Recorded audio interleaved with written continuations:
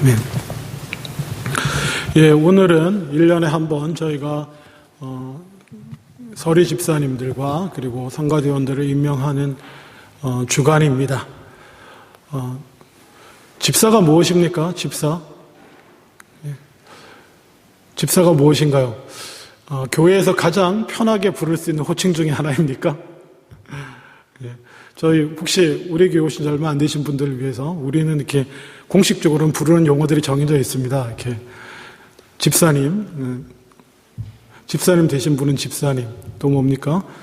세례는 받고 예수는 믿지만 집사가 아니신 분은 우리가 뭐라고 부르죠? 성도님 이렇게 부릅니다.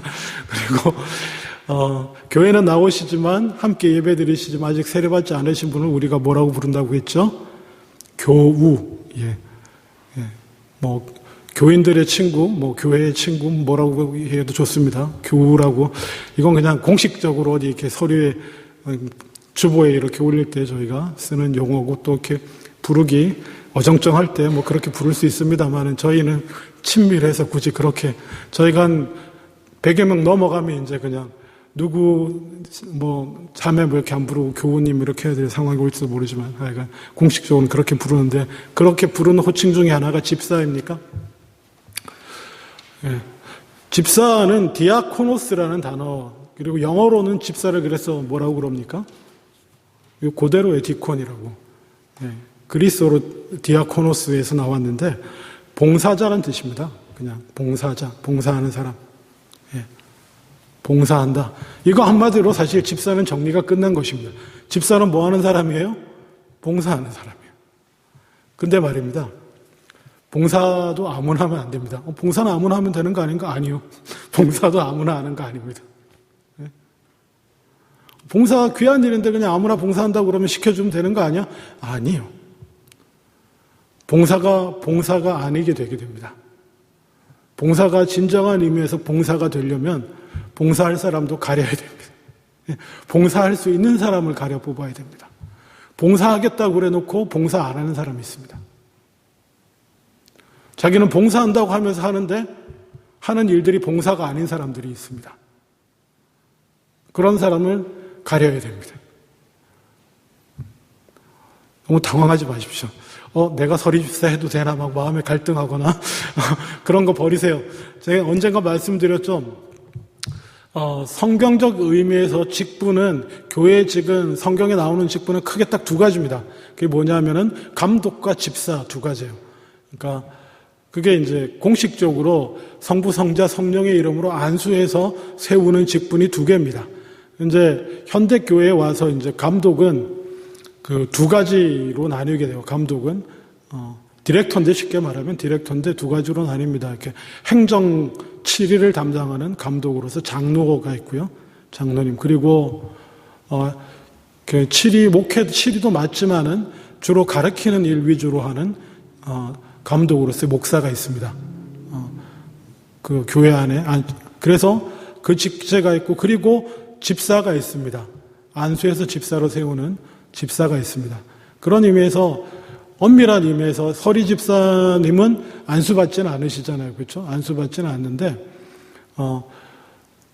교회적으로, 저희 장로교회에서는 제도적으로 그 서리 집사를 세우고 있습니다. 남녀 모두. 엄밀히 말해서 서리 집사직은 저희 장로교 전통 안에, 교회법 안에 있는 제도 중에 하나입니다.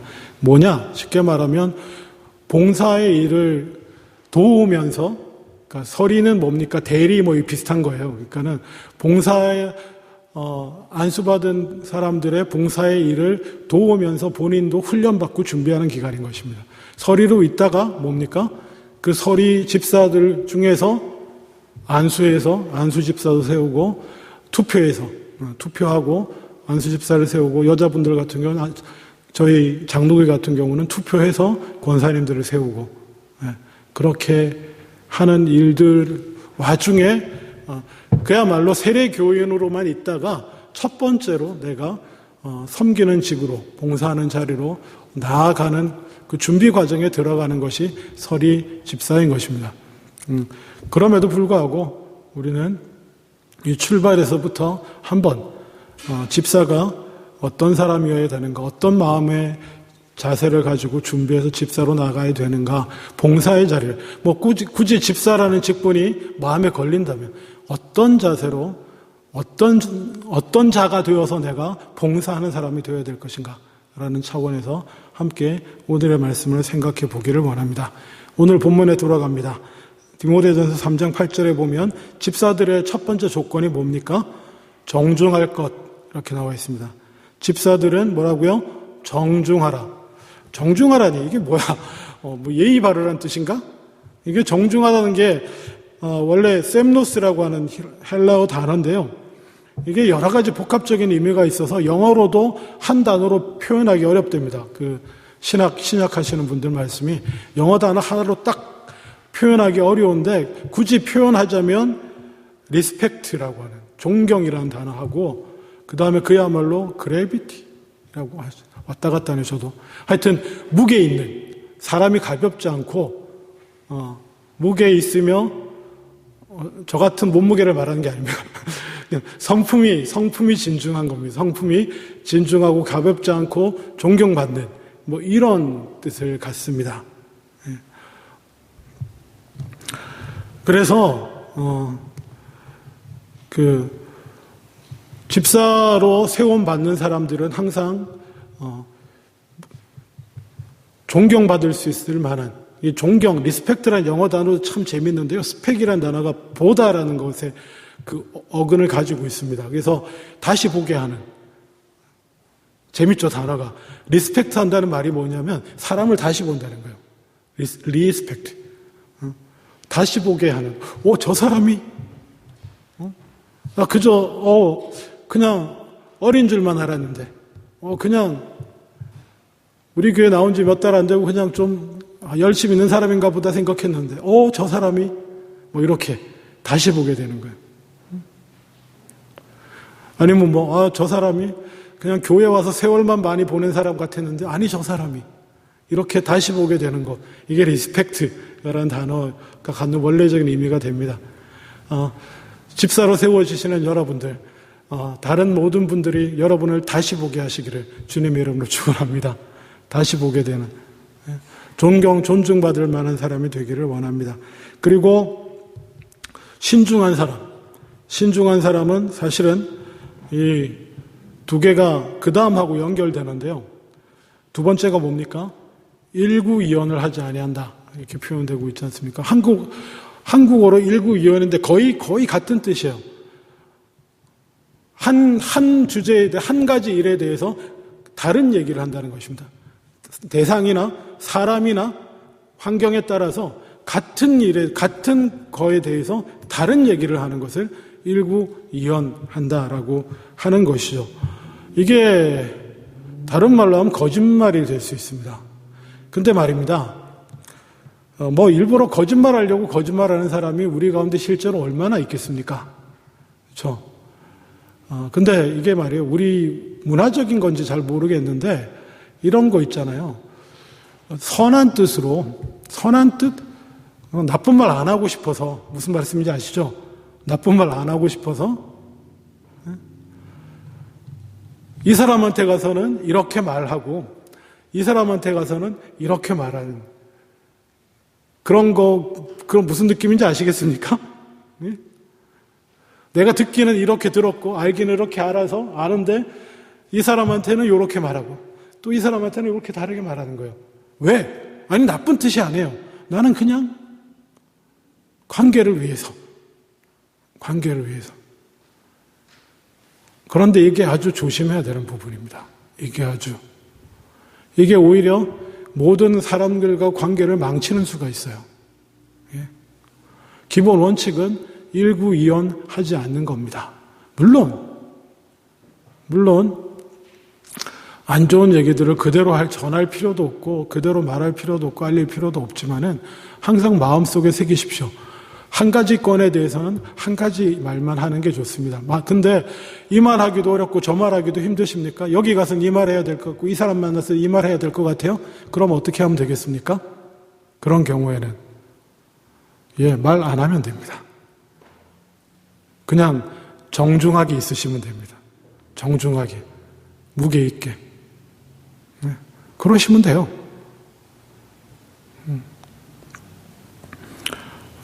이게 집사뿐 아니라 모든 사람들이 일반적으로 마땅히 갖춰야 하고, 모든 사람이 리스펙트 받을 만한 사람, 인격이 되기 위해서 갖춰야 할 기본 중에 하나입니다.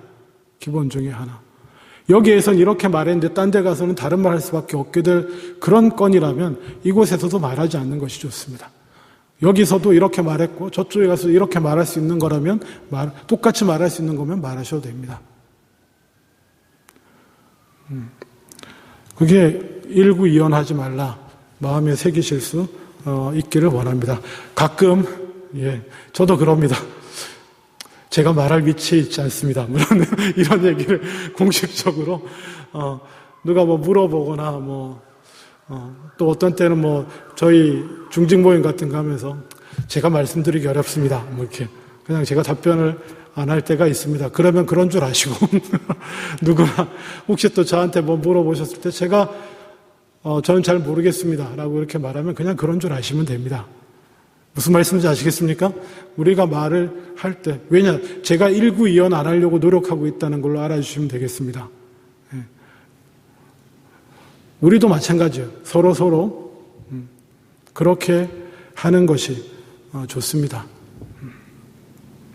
물론 우리가 아는 유명한 황희정승의 고사처럼 해야 될 때가 올 수도 있습니다. 그 황희정승 얘기 아시죠? 막 여자 하녀 둘이 막 싸웠어요. 싸워가지고 와서 주인은 황희한테 와서 화소연하는 겁니다. 제가 저렇게 잘못해서 제 잘못 아니에요. 제가 잘못해서 그랬더니 황희가 뭐라고 그래요? 그래, 네 말이 옳구나. 그랬더니 또 그 얘기에 딱 아니 사실은 제가 잘못한 건데 그래, 너 말도 옳고 네 말이 옳구나. 그랬더니 뒤에서 가만히 듣고 있던 황희정성 부인이 속이 터져가지고 당신은 말이지 줏대 없이 여기도 옳다고 그러고 저기도 옳다고 그러고 당신 말도 옳네. 그랬다는 거 아닙니까? 이것도 대단히 훌륭한 자세일 수 있습니다만 이게 일구이연하고 어떤 관계가 있는지 모르지만 하여튼 대원칙은 한 가지 건에 대해서는 한 가지 다른 얘기는 하지 않도록 본의 아니게 거짓말하는 일을 범치 아니하도록 애쓰는 것이 가장 중요합니다. 특별히 말할 수 없는 건 말하지 않으면 됩니다. 그래서 일구이연까지 얘기를 했네요. 그리고 술에 임박이지 않을 것. 감사하죠. 술 먹지 말 것이 아니고 술에 임박이지 않을 것. 얼마나 감사합니까? 여러분, 저는 술을 안 취해봐도 잘 모르겠어요. 언젠가 말씀드렸지만 안 취하더라고요. 아시죠? 제 기록이 소주 한 병 반인데 안 취하더라고요. 2통만 오고. 그 이후로 소주는 그렇게 안 먹었는데 놀라지 마세요. 저는 술을 안 마십니다. 옛날에 아니 근데 마시는 게 죄다 이렇게 말할 수는 없어요. 성경에. 언젠가 이 주제 가지고 설교하고 싶은데 새술은 새 부대에 새술을 왜 새 부대에 넣으라고 하는지 아십니까? 이건 중동 이슬람 문화와 관련인데 이 사람들은 포도를 밟아가지고 포도주를 만들 때 그 즙을 짜가지고 그 원액을 어디다 넣어 놓는지 아세요? 양가죽 부대에 넣어 놓습니다. 양가죽 부대에. 어떤 큰 항아리 이런 데가 아니고. 그래서 양가죽 부대에 넣어 놓으면 이게 이제 그 안에 따뜻한 날씨 가운데 포도즙이 어떻게 되겠습니까? 발효를 하죠. 발효를 하면 당연히 공기가 생기고 팽창합니다. 그래서 양가죽이 이렇게 점점 고무풍선처럼 불어나요. 그래서 새 가죽일 경우 새 부대, 새로 잡은 새 가죽은 탄력이 있을까 없을까? 있죠. 그래서 포도주가 이렇게 발효하는 동안 팽팽해지고 터지지 않습니다. 근데 한번 그렇게 발효하는 데 썼던 헌 부대는 어떻게 될 것 같아요? 탄력이 없어요. 그래서 새술을 담아서 넣으면 이게 발효해서 가스가 너무 팽팽해지면 그냥 찢어져서 가죽은 터져버리고 포도주도 쏟아져 내려서 못 쓰게 된다. 그래서 옛날에 학생 시절에 엄청 보수적인 전도사님한테 그분 이렇게 주장했거든요. 아니 성경에 예수님도 술 드셨는데요. 이랬더니 그분 이렇게 주장했어. 아니 그건 그냥 포도즙이야. 포도즙. 술이 아니고. 그래서 제가 그랬죠. 이거 보세요. 새 술은 새 부대에 왜 그랬겠습니까? 제가 참 이게 다 발효가 돼가지고 팽창이 된 건데 아니 무슨 포도즙만 먹었다고 그쵸. 눈 가리고 아웅하면 안 되고요. 우리나라가 워낙 술에 대한 문화가 정말 엉망이어가지고 초대 외국인 선교사님들이 본인들은 술 마시면서 조선 사람들은 술 마시게 하면 안 되겠다. 이렇게 결정한 전통에 내려온 거예요, 사실은. 지금도 술 문화가 좀 이상하잖아요. 우리가 잘 안 살았으니까 술 먹을 때 하고 안 먹을 때 하고 사람이 바뀌는 사람이 많습니까? 안 바뀌는 사람이 많습니까? 술잔 잡고 술 마시는 술자리에서나 아니면 다른 커피 마실 때나 똑같은 사람, 그 사람 진짜 훌륭한 사람입니다. 아니, 그게 사실 정상이에요. 근데 술 잡으면 어떻게 됩니까?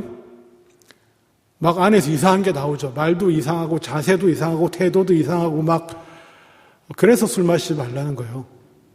저처럼 한 병 반을 마셔도 반듯하게 이렇게. 예? 죄송합니다. 예. 그러면 저는 굳이 말리지 않습니다. 그냥 같이 즐겁게 이렇게 대화 나누면서 뭘 말릴 게 있어요. 근데 술 마시면 꼭 그 술 취기를 빌려서 이상해지려고 하는 버릇처럼. 그러지 말라는 거예요. 술에 임박해서 술 기운에 의지해서 뭔가를 하고 처리하고 스트레스 풀고 하려고 하지 말라는 거예요. 얼마나 즐겁게 술 마실 수 있는 방법이 많이 있습니까? 네. 또 어디 가서 우리 목사님은 술을 마시라고 그랬다 이런 얘기는 하지 말아주세요. 제가 신학적으로 논쟁에서 싸워 이길 자신은 충분히 있습니다만 굳이 그러고 싶지 않네요. 그러니까 그런 얘기 하지 마시고 어쨌거나 술에 임박이시지 말라. 왜냐하면은 절제를 잃게 되고 죄 짓게 하는 거예요. 평소에는 안 할 말을 하게 되고 평소에는 안 할 생각을 하게 되고 평소에 안 할 행동을 하게 되고 그렇죠? 절제를 잃게 되는 것이 때문에 그렇습니다. 그리고 또 뭡니까? 더러운 일을 탐하지 말라. 그렇죠? 옳지 않은 이익을 추구해서는 안 된다. 근데 이게 특별히 집사님들한테 당부하는 이유 중에 하나는 뭐냐면 원래 교회 전통적으로 집사님들의 사실 본질적인 봉사 의무 중에 하나가 재정 출납과 관련된 일입니다. 그러니까 그리고 또 사도행전 6장에 보면은 처음에 이렇게 거기 나오는 분들이 꼭 집사라고 부를 수는 없지만 처음에 교회 일꾼들을 세울 때 제가 이것도 언젠가 설교했는데 문제가 뭐가 있었습니까? 교회 안에 구제의 문제가 발생하고 있습니다. 사람들이 많아지고 특별히 당연히 고아와 과부들은 교회에서 돌봐야 되는데 그 당시 교회는 크게 두 가지 부류의 사람들로 구성되어 있었습니다. 마치 이민사회처럼 뭐냐 하면 하나는 오리지널 유대인들, 원래 유대인이면서 예수 믿는 사람들, 그리고 또 다른 하나는 헬라파 유대인이라 그래서 그리스어가 자기 입에 더 잘 맞고 그리고 원래 유대 사람이지만 이미 로마 지역 전체로 퍼져나가 살던 사람들 중에서 교회에 나온 사람들, 그게 두 그룹으로 교회가 구성되어 있어서 근데 이제 구제를 하는 일 중에 주로 어떤 사람이 예루살렘 교회니까 주로 어떤 사람이 관리와 구제에서 많이 빠지게 될 것 같습니까? 똑같은 불쌍한 과부인데 어느 쪽이 많이 빠질 것 같아요? 헬라파 사람들. 그렇죠. 여기 예루살렘이니까 유대인 중심 사회예요. 그러다 보니 유대인들을 잘 챙기는데 문제가 생기는 겁니다. 말이 나오고 삐걱거리고 하니까 사도들이 말씀과 기도하는 것도 바쁜데 거기에 신경 쓰기 힘든 거예요. 그래서 봉사할 사람을 이렇게 세우는 것에서 시작되는 겁니다. 직분제가. 그래서 이분들이 하는 일은 뭡니까? 재정을 관리해서 사람들을 지금도 똑같아요. 그래서 그거 힘들고 어려운 사람들을 살펴서 필요한 도움이 있으면 제공하고, 그게 재정과 관련된 일이, 재정 집행과 옛날에는 관련된 일이 많았기 때문에 가장 중요한 덕목 중에 하나가 돈이나 일을 탐하지 않는 사람이어야 했었다라는 거예요. 교회가 조그마하면 별 문제 없는데 요즘 한국 교회 큰 문제 중에 하나가 뭡니까? 재정이 투명하지 않아서 욕먹는 거 많잖아요. 우리야 얼마 전에 구제합시다 하고 해봐야 많이 해봐야 얼마입니까? 아시는 다 금액 그 정도잖아요. 근데 이게 큰 교회가 되면 구제 사업 합시다 이러면 억 단위, 몇 억 단위가 막 넘어가는 일이 되면 이제 이게 이런 것들이 큰 문제가 되는 거예요. 작아도 문제지만, 작아도. 어쨌거나 그래서 더러운 이를 탐하지 않고, 그러니까 그냥 탐욕의 종이 되어서는 안 되는 것입니다. 근데 말입니다. 요건 또 다른 의미도 있습니다. 또 다른, 이 탐욕이 여러 가지 의미로 작용되는데요. 좋습니다. 재물에 욕심내지 말아야 될 것은 아시겠죠? 근데 또 다른 욕망이 있습니다. 어떤 욕망이냐면 이런 분이 있어요. 교회의 재정을 가지고 교회 걸로 집행을 하면서 마치 자기가 하는 것처럼. 이해되시나요? 예. 이번에 이렇게 도와드리기로 결정이 났으니까 이거 좀 해주세요. 이렇게 집행합니다. 해서 마치 그걸 자기 돈으로 자기가 하는 것처럼 그러시는 분이 우리 교회는 아직 없습니다. 그렇지만 이게 교회가 규모가 커지고 재정이 커지면 그런 분들도 생겨나요. 자기도 모르게. 그런데 넘어져. 그것도 일종의 탐욕입니다. 내 돈 아닌데 이미 내 돈 같이 쓰고 있잖아요. 그렇죠? 그런 것도 일종의 탐욕이고 이익을 탐하는, 그걸 통해서 이익을 누리는 그런 일들이 되니까 그런 것도 조심하셔야 됩니다. 아직 우리 교회에는 해당될 일이 없을 것 같습니다. 그리고 또 하나 마지막으로 또 뭐가 있습니까? 깨끗한 양심에 믿음의 비밀을 가져야 된다. 깨끗한 양심에 믿음의 비밀을 갖자. 이게 무엇입니까? 네. 믿음의 비밀. 믿음의 비밀이 뭡니까? 믿음의 비밀이 뭐죠? 예수 그리스도의 십자가입니다. 예수 그리스도의 십자가. 하나님의 아들인 예수 그리스도께서 육신을 입고 이 땅에 오셔서 내 죄를 대신해서 십자가에 달려 죽으신, 그래서 나는 죽을 수밖에 없고 지옥에 떨어질 수밖에 없었던 이 영혼이 하나님의 은혜로 구원받았다고 하는 그 사실을 알고 믿고 꼭 붙들고 사는 것을 말합니다. 이게 비밀입니다. 왜 비밀인지 아세요? 알 사람만 알고 믿을 사람은 믿기 때문에 그렇습니다. 공개된 비밀 같은 거예요. 공개된 비밀 같은 거.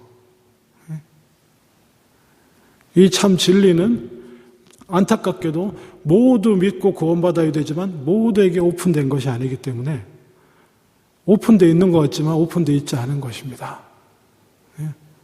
그 중심에 예수 그리스도를 믿고 믿음으로 구원 얻는 그 비밀이 있는 사람은 어떻게 하는지 아십니까? 그 비밀이 있는 사람은 성령이 그 마음속에 들어와 있었기 때문에 항상 뭐예요? 자신을 깨끗하게 유지하려고 애를 씁니다.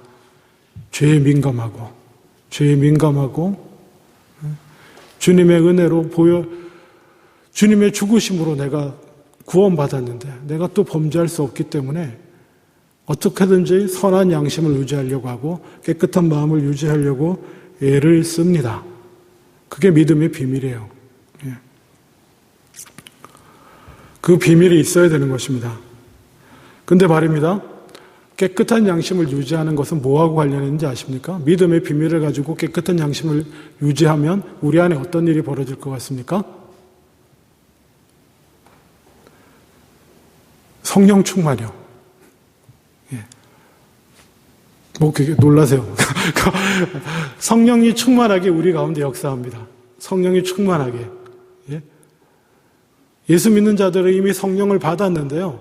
성령을 받아 인치심을 받고 성령이 우리 안에 들어와 있어서 그게 구원의 증거가 되는데요. 여전히 구원받고도 범죄하고 넘어지고 이러면 어떻게 됩니까?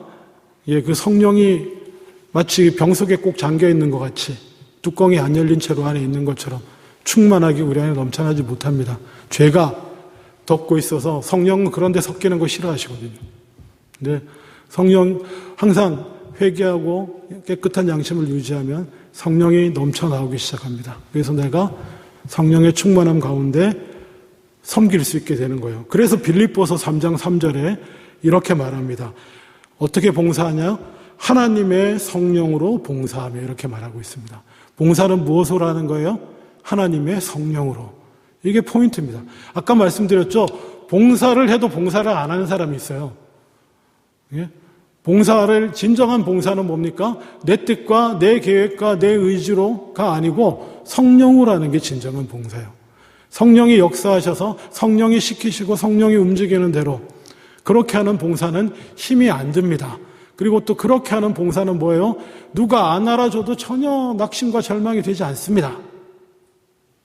물론 우리가 연약해서 성령으로 했다가도 인력으로 끝나게 되는 경우가 많이 있긴 하지만 그럼에도 불구하고 본질적으로 봉사는 성령으로 하는 것입니다. 그래서 이 조건 안에 그게 있는 거예요. 깨끗한 양심과 믿음의 비밀이 이렇게 세트로 있는 겁니다. 그래야지 성령으로 봉사할 수 있는 것입니다. 예, 그래서 이 사람들을 시험해 보라고 합니다. 체크해 보라고 합니다. 근데 인간끼리 얼마나 많이 알 수 있겠습니까? 그래서 교회마다 법이 있고 내규가 있는데 저희 교회는 어떻게 하고 있습니까? 처음 예수 믿는 사람은 세례하고 세례 주고 1년 동안 지켜보는 시간을 갖습니다. 그래서 세례하고 1년 동안 가만히 죄송합니다. 교회에서 나를 지켜보나? 아니, 그렇지 않으면 같이 신앙생활 하다 보면, 근데 지켜봅니다. 죄송합니다. 목사로서 성도를 안 살필 수가 없잖아요. 이렇게 지켜보고 살펴보고, 그래서, 정말 이 사람 안에 믿음의 비밀이 있구나. 그리고 이 사람은 그 믿음의 비밀을 가지고, 깨끗한 양심을 가지고 살려고 애를 쓰는구나. 이런 것들이 보이면, 원칙적으로 그러면 보통 당회인데 저희는 당회가 없으니까 이렇게 중직 모임에 이름을 올리고 이번에 임명하고자 합니다. 이렇게 되는 거예요. 그리고 다른 교회에서 오신 분들은 그리고 이미 예전에 세례 받았는데 그렇지만 집사가 아니시고 우리 교회에 오신 분들은 1년이 아니고 6개월만 지켜봅니다. 6개월만 이렇게 함께 하다가 또 저분 믿음 있는 분 맞습니다. 이렇게 해서 올리고 그러면 또 서리 집사로 임명하고 그렇게 합니다. 예. 자, 그리고 중요한 단어가 있습니다. 11절 한번 보세요. 11절에 다 같이 읽겠습니다. 시작. 여자들도 이와 같이 정숙하고 모함하지 아니하며 절제하며 모든 일에 충성된 자라야 할지니라. 이게 뭔 말이에요? 여자들도라고 나왔는데 이 여자들 뭔 말입니까? 어떤 여자들은 누굴 가리키는 것 같습니까? 여기서? 여자들. 여긴 이게 그야말로 여자들이라고 표현했기 때문에 문맥적으로 두 가지 가능성이 있습니다. 하나는 뭐냐면 이 집사로 뽑힌 남자들의 아내를 가리킬 수도 있고요. 또 하나는 집사로 뽑힌 여자들을 가리킬 수도 있습니다. 여자들이 집사로 뽑혔을 경우 이런 어느 것 같습니까? 네. 예, 학자들도 싸우고 있습니다. 우리 구면할 필요는 없고 그냥 모두에게 해당됩니다. 성경은 분명히 여자 집사들도 나옵니다. 이미 초대교회 시절에 로마서 16장 1절에 보면 유명한 여자 집사님 한 분이 나오는데 베베라고 하는 정확히 말하면 저는 바람하기 힘씁니다. 앞에 비읍과 뒤에 비읍이 다른 비읍이에요. 근데 하여튼 베베라고 하는 폐에 해당하는데 어쨌거나 여자 집사님. 바울이 자신의 동력자로서 가장 먼저 로마 교회 분들한테 소개하는 사람으로서 1번 집사님으로 여자 집사님이 등장합니다. 그래서 여자 집사님들에 관한 걸로 봐도 좋을 것 같습니다. 근데 역시 조건 같습니다. 정숙이 뭡니까? 여기서 정숙해야 된다, 여자는. 그럼 남자는 정중하고 여자는 정숙해야 됩니까? 이게 한글 번역이 웃기는 건데 헬라어로는 같은 단어입니다. 집사들도 정중하고 있잖아요. 이 단어가 여자들도 이와 같이 정중하고요. 집사들도 셈노스하고 여자들도 이와 같이 셈노스하고 같은 단어예요. 근데 한글로 번역해가지고는 남녀 다르게 이렇게 한 겁니다. 같은 말이고 그다음 모함하지 말라. 이건 또 무슨 말일 것 같습니까? 일구이연하고 관련된 거예요. 말을 다르게 전하고 좋은 뜻이든 나쁜 뜻이든 문제가 되는 겁니다. 저는 모함하려고 한 게 아닌데 그게 아닌 게 모함이 될 수 있는 경우도 많이 있습니다. 말을 다르게 전하면. 그리고 절제하며 절제가 뭡니까? 예, 술 조금 마시는 것도 절제입니다. 같은 얘기예요. 같은 맥락의 얘기를 똑같은 여자의 경우 여자 그냥 같이 하는 거예요. 그리고 모든 일에 충성되고 이렇게 되는 것입니다.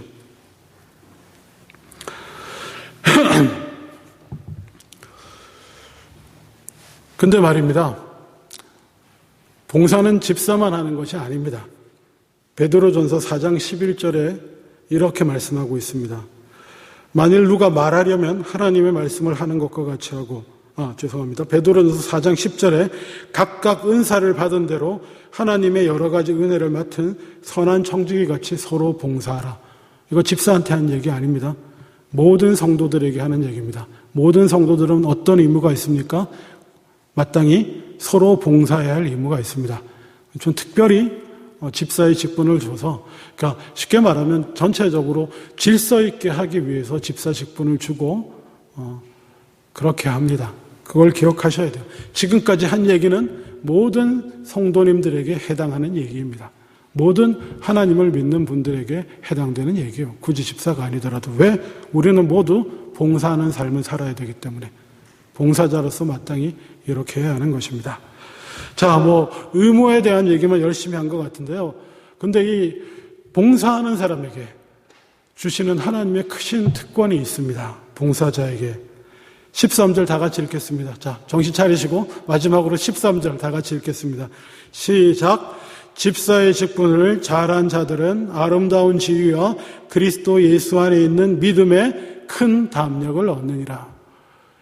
믿음의 큰 담력은 좀 감이 오실지 모르겠지만 아름다운 지위는 또 뭡니까? 이제 서리 집사였다가 안수 집사 되고 권사 되고 장로 되고 잘 봉사하면 그렇게 된다는 겁니까? 아름다운 지위를 얻는 게 장로가 아름다운 지위인가요? 그럴 수도 있겠네요. 권사가. 그런 뜻일까요? 저는 이렇게 이해하면 좋습니다. 하나님 앞에서 우리의 믿음이 자라가는 것을 말한. 그래서 지금의 자리에서 더 높은 자리로 믿음의 자리가 올라간다는 얘기를 한다고 저는 보고 싶습니다. 예, 이게 애매한 본문이에요. 교회 직제의 높고 낮음이라는 걸 성경은 말하고 있지 않기 때문에 보다 하나님 보시기에 아름다운 믿음의 자리로 우리는 나아가게 되고, 그리고 더 중요한 것이 하나가 더 있습니다. 믿음의 담력을 얻게 된다. 이게 뭡니까? 담대한 믿음을 가지게 되는 것입니다. 옛날에는 하나 믿음 성경 말씀대로 행하기에 두렵고 떨림이 컸습니다. 이대로 하면 안 되는 거 아니야? 이쪽 때려서 내가 이쪽 내밀려고 하셨는데 이쪽 때리고 이쪽 내밀었다가 나 맞아 죽는 거 아니야? 이런 마음이 옛날에 있었다면 집사직을 잘 감당하면 뭐예요? 이쪽 내밀고 담대하게 여기도 때려 여기도. 그렇게 된다는 것입니다. 그리고 옛날 같으면 겉옷을 달라 그러면 속옷도 줘라 그랬는데 겉옷 달라 그러면 일단 주고 속옷까지 다 이러면 안 된다. 겨울인데 힘든데 이런 생각이 들었다가 집사직을 잘 감당하면 어떻게 된다는 겁니까? 그래? 가져 이거. 난 없어도 돼. 이렇게 된다는 겁니다. 어떤 분 마음에 이렇게 생각할 수 있을 겁니다. 그게 무슨 복이야? 아니요, 그게 축복입니다. 담대한 믿음이 복이 됩니다. 그게 뭐냐? 왜 믿음이 담대해지냐면요. 이거 사실 몇 년 전부터 제가 다 한 얘기인데, 우리의 신앙이 담대해질 때는 언제입니까? 우리의 믿음이 강해지고, 그러니까 점점 커지고 자라서 강하게 될 때는 무엇을 경험할 때입니까? 하나님의 살아계심을 경험할 때요. 하나님의 살아계심을 경험할수록 믿음이 담대해집니다. 왜요? 진리거든 이게. 그냥 들어서 알고 배워서 알고 외워서 알고 있던 일이 내 눈앞에서 내 삶에서 경험되면 이거 맞구나. 그 다음부터는 처음에는 이러면 될까? 두렵고 떨림으로 간신히 믿음을 발휘하고 했던 일이 나중에는 뭡니까? 이거 되지. 고민이 없는 거예요. 당연히 이때는 이렇게 하는 거야. 그리고 다른 사람한테도 고민 안 해요. 그럴 때 이렇게 해야지. 이렇게 될 수 있는 거예요. 그게 언제 된다고요? 하나님의 살아계심을 경험하고 말씀이 이루어진다는 걸 경험하게 되면 그렇게 됩니다. 근데 집사를 하면은 그럴 기회를 많이 얻게 돼요. 그게 무슨 말이냐면 봉사를 하게 되면 하나님의 말씀에 따라 순종함으로 나를 죽이고 성령으로 봉사하는 일을 해 나가게 되면 하나님을 경험하는 은혜가 있게 되는 줄로 믿습니다. 그 세상 어디에서도 경험할 수 없는 살아계신 하나님이 역사하시는 것을 여러분 경험하게 될 줄로 믿습니다. 누굴 통해서? 나를 통해서. 내 이 작은 순종을 통해서. 하나님이 일하시는 걸 보고 내 이 조그만 정말 두렵고 떨리는 마음으로 하나 이렇게 한 건데 그걸 가지고 하나님이 크게 역사하시는 것을 경험하게 돼요. 그리고 하나님 말씀이 이게 진리니까 그래 이게 진리니까 이렇게 해야지 그러고 그냥 한 게 막 그냥 그게 큰 하나님이 그걸 통해서 크게 자신의 살아계심을 보이는 걸 경험하게 됩니다. 집사가 아니었으면 내가 안 했을 일들 그런 일들이 생깁니다. 그냥 집사 받아서 할 수 없이 이거 좀 하시죠. 이번에 이거 수고 좀 해주시겠습니까? 그래서 그냥 믿음으로 주님의 나라를 위해서 감당했던 일들을 통해서 여러분들은 놀라운 하나님의 살아계심을 경험하게 될 줄로 믿습니다. 그게 제일 큰 복이에요. 여러분은 하나님의 일에 동참하게 되고 그래서 하나님의 살아계심을 경험하며 담대한 믿음을 그냥 머리로 아는 게 아니라 맛보아 아는 믿음을 가지시게 될 줄로 믿습니다. 그게 집사의 제일 큰 복입니다. 그래서 집사뿐 아니라 모든 성도들로 하여금 순종하고 성령으로 봉사하는 일을 가게 하는 것입니다. 말씀을 맺기를 원합니다. 제가 하는 일이 뭘까요, 여러분? 목사인 제가 여러분을 위해서 하는 일이 뭔 것 같습니까? 뭐 여러 가지 있겠죠. 제가 뭐 하는 것 같으세요? 제가 뭐 하는 것 같습니까? 저는 성경에 나오는 일을 하기를 원합니다. 에베소서 4장 11절 12절에 보면 이런 말씀이 있습니다. 그가 어떤 사람은 여기서 그는 예수님을 말합니다. 예수님이 어떤 사람은 사도로, 어떤 사람은 선지자로, 어떤 사람은 복음 전하는 자로, 어떤 사람은 목사와 교사로 삼으셨으니 왜? 12절 이는 성도를 온전하게 하여 봉사의 일을 하게 하여 그리스도의 몸을 세우려 하십니다. 목사인 제가 뭘 위해 세워졌다고 말합니까? 여러분, 성도 여러분을 온전하게 해서 완전히 아닙니다. 감사하게도. 여러분들이 완전을 향해 달려갈 수 있도록 다 갖춰줘서 올바른 방향으로 잘 자라나갈 수 있도록 잘 가르쳐줘서 제가 여러분을 완전하게 할 수 없어요. 성령님이 주님이 여러분을 완전하게 하시고 저는 갖춰주는 거예요. 이 방향으로 요런 게 필요하고 요런 거 준비해 가지고 요렇게 하셔야 됩니다. 그래서 주님 믿고 이쪽으로 계속 나가시면 그렇게 가실 거예요. 이런 거 해주는 거예요, 저는. 그래서 그렇게 해서 실제로 구체적으로 뭘 하게 하는 거라고요? 봉사의 일을. 하나님의 나라를 위해서 성령으로 헌신하게 하는 일을 하는 겁니다.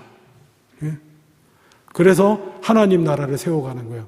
그리스도의 몸을, 교회를 세워가는 일을 제가 하려고 여기 있는 겁니다. 그러니까 저는 어떤 분이 이렇게 생각할 거예요. 도대체 우리 교회에 집사 아닌 사람 몇 명이야? 다 집사야, 여기 보면 다. 감사합니다. 그게 제 목표예요. 그게 원래 주님이 저를 세우신 목표입니다. 뭐라고요? 사람들 다 훈련시켜 준비시켜가지고 뭐예요? 봉사의 일을 하도록 하는 거. 집사의 일을 하도록 하는 거. 그게 제 목표입니다. 바라기는 우리 교회 안에 집사 아니신 분이 한 명도 남지 않는 그날을 향해 저는 달려갈 겁니다. 그렇게 제 일이니까요. 성경에 나와 있잖아요. 준비시켜서 봉사의 일을 하게 하는 거. 여러분도 그렇게 하시고 그냥 알아서 봉사의 길로 준비하며 나아가시는 저 여러분 다 되실 수 있기를 주님의 이름으로 축원합니다. 기도하겠습니다.